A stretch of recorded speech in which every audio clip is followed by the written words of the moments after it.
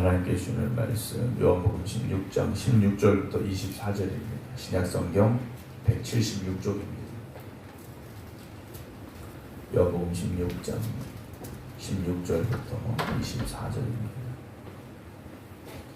조금 있으면 너희가 나를 보지 못하겠고 또 조금 있으면 나를 보리라 하시니 제자 중에서 서로 말하되 우리에게 말씀하신 바 조금 있으면 나를 보지 못하겠고 또 조금 있으면 나를 보리라 하시며 또 내가 아버지께로 감이라 하신 것이 무슨 말씀이냐 하고 또 말하되 조금 있으면이라 하신 말씀이 무슨 말씀이냐 무엇을 말씀하시는지 알지 못하겠노라 하거늘 예수께서 그 묻고자 함을 아시고 이르시되 내 말이 조금 있으면 나를 보지 못하겠고 또 조금 있으면 나를 보리라 하므로 서로 문의하느냐 내가 진실로 진실로 너에게 이르노니 너희는 곡하고 애통하게 했으나 세상은 기뻐하리라. 너희는 근심하게 했으나 너희 근심이 도리어 기쁨이 되리라. 여자가 해산하게 되면 그때가 이르렀으므로 근심하나 아기를 낳으면 세상에 사람 난 기쁨으로 말미암아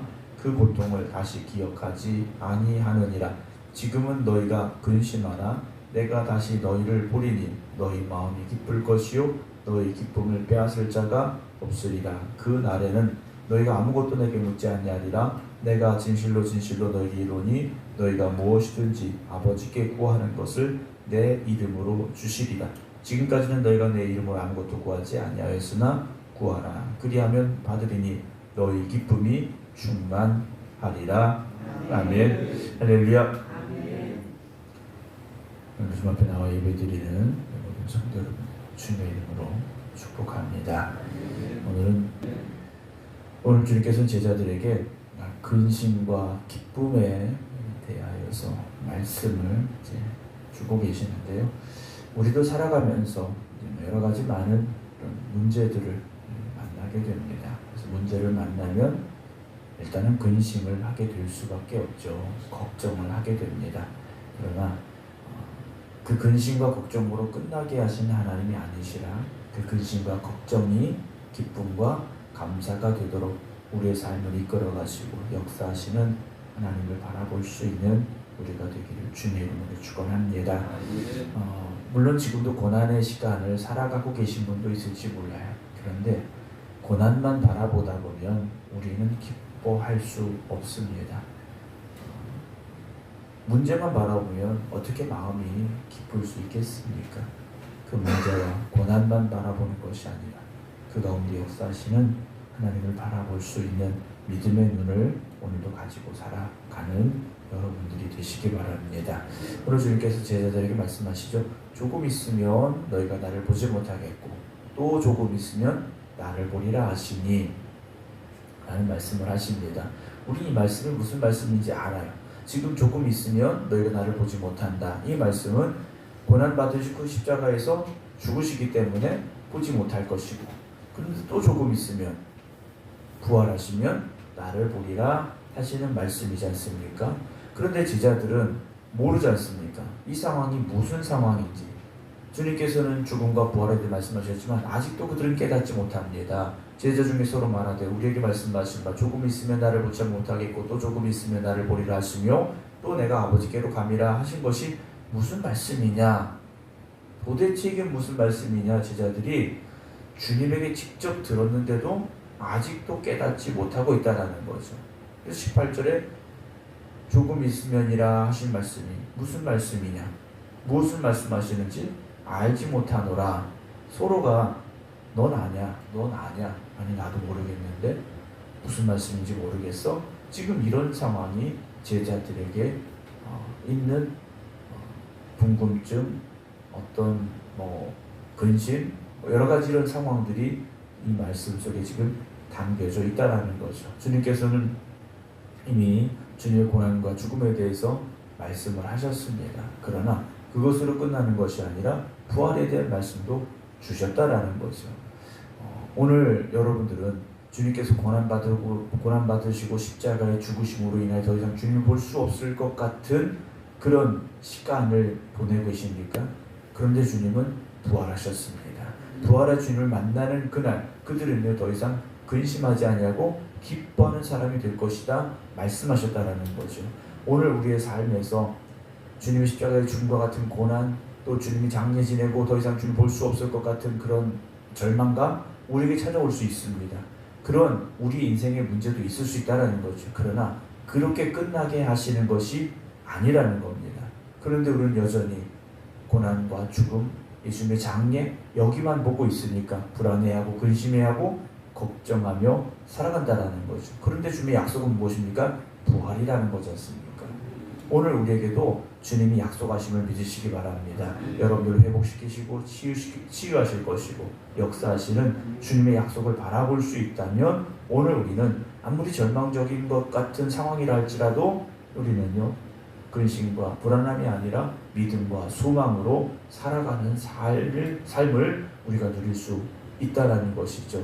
그래서 19절을 다시 보면요 예수께서 그 묻고자 함을 아시고 내 말이 조금 있으면 나를 보지 못하겠고 또 조금 있으면 나를 보리라 함으로 서로 문의하느냐? 너희들이 지금 그것 때문에 서로 이야기하고 있느냐? 그래서 20절 주님께서 이렇게 말씀하시죠. 내가 진실로 진실로 너희에게 이르노니 너희는 곡하고 애통하겠으나 세상은 기뻐하리라. 제자들은 주님의 고난과 십자가의 죽음 앞에서 어떻게 합니까? 곡하고 애통하죠. 그런데 세상은 어떻게 합니까? 기뻐한다라는, 야 이제 예수가 죽었어. 눈에 가시 같은 예수가 죽었어 하면서 세상은 기뻐할 것이라는 거죠. 너희는 근심하겠으나 너희 근심이 도리어 뭐가 됩니까? 기쁨이 될 것이다 라고 말씀합니다. 제자들이 예수님의 십자가의 죽음과 고난과 죽음 앞에서 야 이제는 끝났어. 이제 어떡하지? 절망하고 좌절하는데 예수님을 죽이고자 했던 무리들은 기뻐하죠.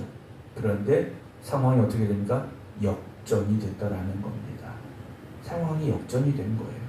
여러분, 주님은 우리의 삶을 역전시키십니다.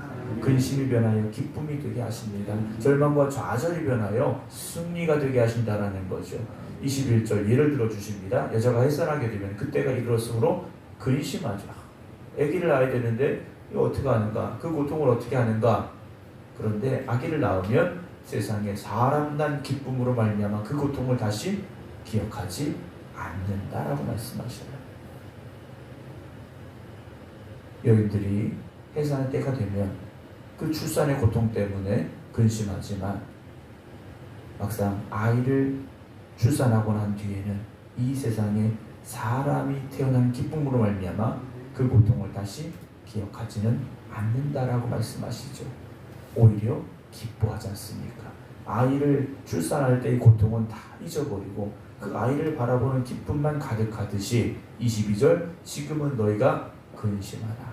내가 다시 너희를 보리니 지금은 제자들이 근심하게 되지만 다시 너희를 보겠다는 언제입니까? 부활하신 이후에 제자들을 찾아오실 텐데 그때 너희 마음은 기쁠 것이고 그 기쁨은 빼앗을 자가 없다 라고 말씀하십니다. 아 예수님 십자가에 달려 죽으셨는데 무덤에 장사를 지냈는데 어떡하지 했던 그 절망이 부활의 주님을 만나는 순간 기쁨이 되고 그 기쁨은 누구도 빼앗을 수가 없지 않습니까? 왜냐? 부활하신 주님은 더 이상 누구 어떻게 할 수 있는 분이 아니지 않습니까? 여러분 오늘 그 기쁨이 여러분들에게 회복되시기를 그 기쁨을 누리시기를 주님의 이름으로 축원합니다. 세상의 기쁨은 상황이 바뀌면 절망이 될 수 있습니다. 그렇지 않습니까? 내가 사업을 하는데 사업이 잘 돼요.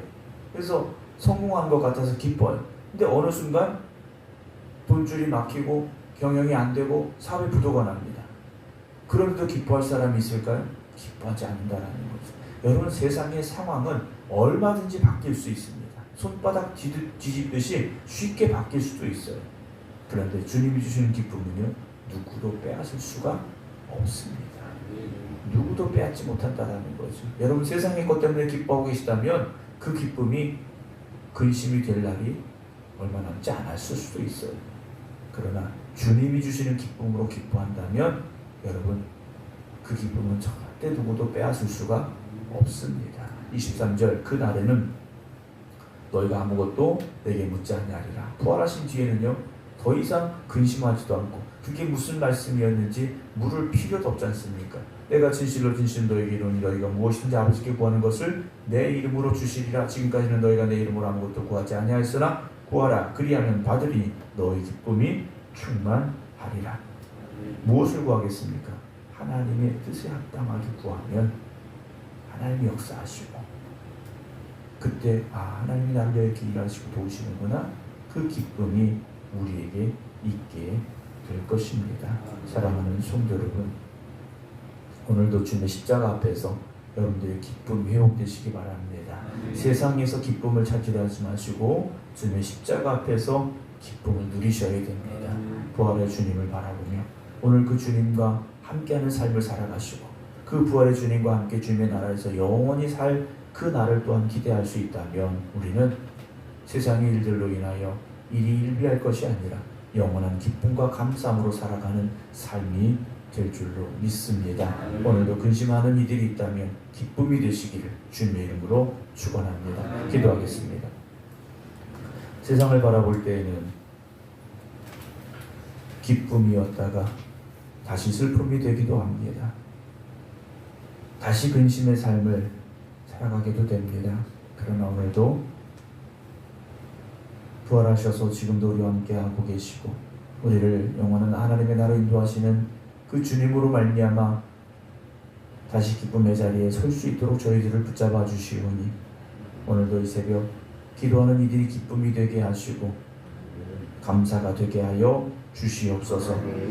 오늘을 살아갈 우리의 삶을 생각한다면 또다시 우리는 근심할 수밖에 없겠지만, 세상의 것으로 인하여 우리가 근심하거나 절망하거나 좌절하지 말게 하시고, 우리를 위하여 오늘도 살아계시고 역사하시는 하나님을 바라보며 소망으로 믿음으로 기뻐하며 감사하며 살아갈 수 있는 저희들 되게 하여 주시옵소서. 오늘도 주님 앞에 나와 기도드리는 성도들, 또 각자의 기도의 저소에서 주님 앞에 간절히 간구하는 성도들, 저들을 붙잡아 주시옵소서. 마음의 근심과 염려가 떠나가게 하시고 부활의 주님이 함께 하심으로 말미암아 샘솟는 기쁨 있게 하여 주시옵소서. 우리의 삶을 역전시키고 새롭게 하시는 주님, 오늘도 주님이 주시는 새날을 허락하여 주시옵소서. 이제는 우리 주 예수 그리스도의 은혜와 아버지 하나님의 무한하신 사랑하심과 성령님의 감동 감화 역사하심이 오늘도 우리 함께 하시는 주님을 바라보며 소망 가운데 기도드리는 모든 성도들 위해 이제부터 영원토록 함께 하시기를 간절히 축원하옵나이다. 아멘.